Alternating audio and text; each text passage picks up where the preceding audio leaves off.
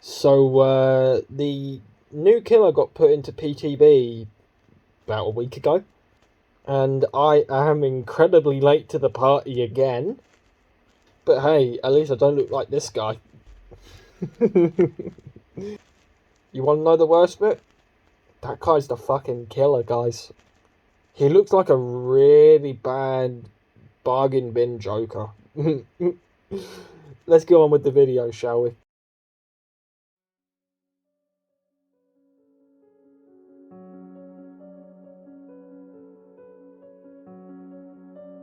That's right, boys. Today we are discussing a K-pop character. Just kidding. We're actually discussing a new killer for Dead by Daylight that is out at the minute in the PTB. Just like I did for Blight last year and kind of forgot to do for the Twins. And it is basically me just summing up his power, telling you what I basically think. And how do I put this into words?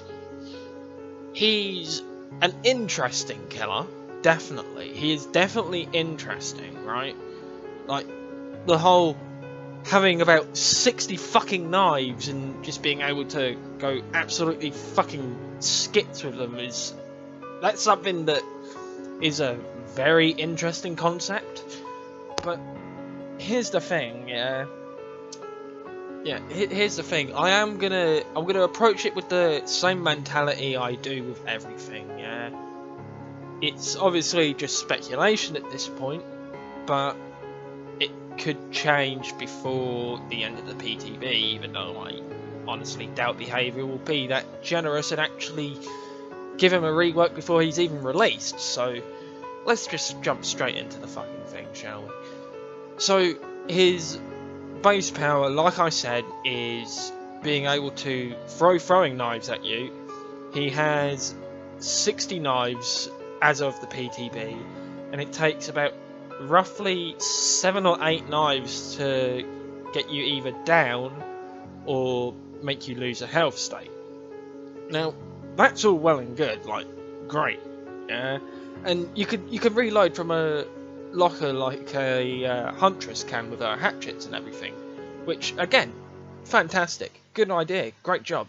However, like the huntress and also like characters like Hag and Deathslinger and all those slightly slower killers, the Trickster, he runs at 110% movement speed, which again, like I've just said, is equivalent to a huntress, Deathslinger, etc, etc. And honestly, I think that's where the problem is, yeah? Like, the whole being able to throw 60 knives and it take about 8 hits to injure someone, like, I can get behind that, like, 100%, like, yeah, that's a fucking cracking idea, like, yeah, good job, right? But the fact that he's slower than, say, someone like Trapper, or Billy, or fucking Wraith, or anyone like that. I think that's going to be where people are going to be like, yeah, nah, I'm not so keen on this killer. And I'll probably be the same. I'm quite optimistic for how he is at the minute. I just think that his speed needs to be either adjusted to match, or he needs to have a bit more power behind his throwing knife, if that makes sense. I think, like I've said, he's got potential. It's just I feel like they're holding him back a little bit from what he could actually be. Like with what I said with Blight, with him being a crappier version of the Legion. For me, Trickster is basically a crappy hybrid of Deathslinger and Huntress. Like, why would you want to play one killer when this guy does it just as easier, if not better? Like, I think it was Tofu brought up this argument as well, and I have to completely agree with him. Who is going to want to play a crappier version of Huntress when you could just literally play the Huntress? Like, it makes no sense. And to be honest with you, I don't understand behaviours, logic behind making killers based off of other killers' powers. Like, I know they're trying to add a bit of variation to like the ranged killers in a sense, but you need to at least make one of them not as slow as the others, because otherwise they're all just basically carbon copies of each other without being full-on copies, if that makes sense. Oh, and I forgot to mention that his power is called like the... I forget what his power is called, but basically he gets an unlimited amount of knives and he goes absolutely fucking apeshit. And that's the only time he doesn't move at 110%. Instead he moves at like 115%. However, the only problem from what I've seen is you have a very small window in which to use that power. And I think that's unhealthy as well for him, because like you look at someone like Oni, yeah, you can, it takes what, two hits and a couple of blood orbs and his power's up and going. Yeah, this guy, you've got to not only consistently hit the survivors with the knives, but then you've also got to basically snowball with it. And honestly, I don't see any snowball potential with the state of his like apeshit knife throwing ability at the minute. Again, I could be wrong, but as it stands right now, I don't see a like a potential use or people that are gonna be going, oh my god, it's crazy, sort of thing. Let's move on to his perks, shall we? So I'm gonna put them up on the screen, but I'm also just gonna read them for those of you that can't be bothered to look at the screen. So, starting with his first perk, STARSTRUCK. Your unmatched showmanship dazzles all. STARSTRUCK activates when you are carrying a survivor. Survivors within your terror radius suffer from the exposed status effect for 20 seconds. STARSTRUCK cools down for 90 seconds once a survivor is no longer carried. And then it's got a quote from the killer, G-Woon Hack. Enjoy this moment, few get so close. So, essentially what it is while you're carrying someone to a hook, anyone who is within that terror radius when you pick them up is exposed for 20 seconds, as I just said, which means you can basically hit them and down them in one hit if they're healthy, which is great in theory. However, I've got a little problem with this. Well, a couple of problems, not several. For one, there's no guarantee that there's going to even be anyone in the area when you pick someone up. So that's the first problem, right? That is problem number one. The second problem that I've got with this is it's only 20 seconds. Like, yeah, I suppose if you're right next to a hook and someone tries to get like a flashlight save and fucks up, then yeah, you could chase them down and hit them. But if I'm to be completely honest, I think 20 seconds isn't long enough, especially for that kind of cooldown of 90 seconds. I mean, Jesus Christ, man. Like, yeah, Dragon's Grip, it has a cooldown of I think 90 seconds. I'll have to double check on that. But even then, that's while it's after a generator's been kicked and the generator's regressing. Yeah, like you actually get use out of it. With this perk, it's hit or miss, and quite frankly, I'm not really one for hit or miss perks, unless it's something like, say, Devour Hope, or if I'm just gimmicking around, sort of thing.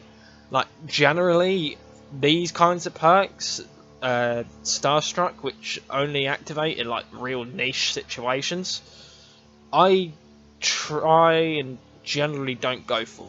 Okay, on to the next perk, Hex Crowd Control.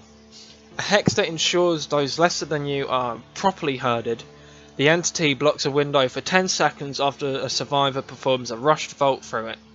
The hex effect persists as long as the related hex totem is standing. Then the quote is, "You have no control, people like you never did." Alright, so this one is actually quite an interesting perk, I have to admit. It's a hex perk, which, considering what it does make sense. Although, essentially we already have that in the form of Bamboozle and Cruel Limits in a way. Although, if you was to ask me, you should just go for Bamboozle anyway. But yes, this one could have potential, and I think I was watching, I think it was Otstava, and I think he went into a private match with a couple of his buddies, and basically you got one of them to vault a TNL wall, like vault both the windows, and it actually blocked both of them, which was pretty interesting and a pretty neat idea, I have to admit. So as long as that hex is up, any window they vault through, so say they vault through one window and then they immediately go and vault through another, both those windows are effectively blocked for 10 seconds. So they've basically lost 2 windows, that one survivor. I don't know whether it blocks it all for every survivor, or if it's just that one. But this one, I think, will be fun to use. It'll get survivors off the generators and make them start looking for totems, essentially. Much like it does with Devour Hope, even if it's just on a lesser scale, I guess you could say. But yeah, that's my opinion on that perk. And now finally, onto the perk that I've been waiting to talk about. No Way Out. You're not going to let anyone into the VIP. You're not going to just let anyone into the VIP room. Each time you hook a unique survivor, No Way Out gains a token. When the last generator is repaired, the entity blocks both exit gate switches for 8 seconds at level 1, and it goes up to 10 seconds per survivor after that. For each token in your possession, basically it blocks it for that many seconds per survivor. So essentially, if you get 4 hooks, so that's equivalent to 4 1 hooks, so barbecue and chili, think of it like that. For blood points, you get the 4, and once you've got 4, you know you got your stacks. Essentially, it's like that, right? So they'll do the generators, they'll get to the gate, and then they'll be like, "Oh fuck, it's blocked." So now unless they've got a key, they're fucked for 40 seconds, and that gives the killer 40 seconds to basically try and clear up or bring back what they've basically lost. Which, if you get to this point in the game, I mean, you've lost anyway. So this is what I've been waiting for, honestly. I can make so many builds around this and just generally implement it. I think this is going to be one of the most meta perks we're going to see when it comes out. Once everyone's got the perk on all their killers and everything, I think we're going to be seeing this perk a hell of a lot, to be honest with you guys. And it excites me to see that they're actually listening in a way, even if it takes them nearly 5 years to actually listen.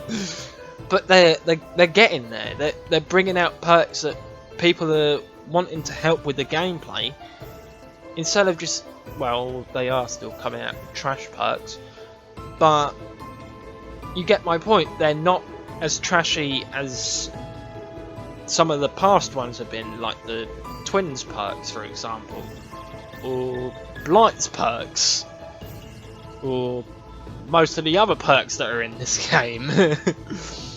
But generally speaking, I am quite excited for this one, and I think it's going to be a interesting match, or matches, when he eventually hits the live servers and I eventually get my hands on him.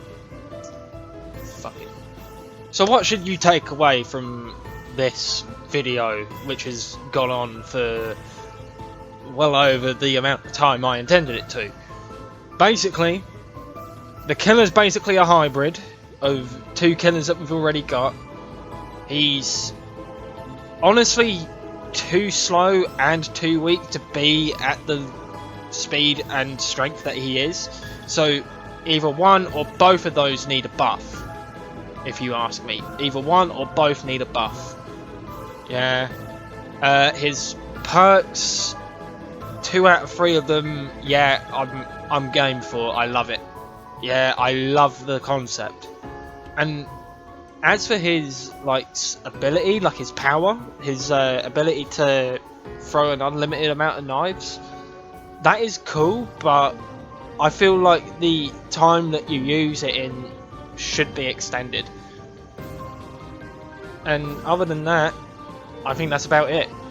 So yeah, if you like what you saw, boys, if you think that I just basically went on about nothing for the past 15 or so minutes, then let me know how much of your time I wasted, and if you enjoyed it, tell me how much of your time you enjoyed. And if you really liked it that much, why don't you hit the like and subscribe button? And if you didn't like it, then there's a dislike button down there for you as well. But yeah, this has been me, JimBob5478, and I'll see you in the next one, boys. I'm out.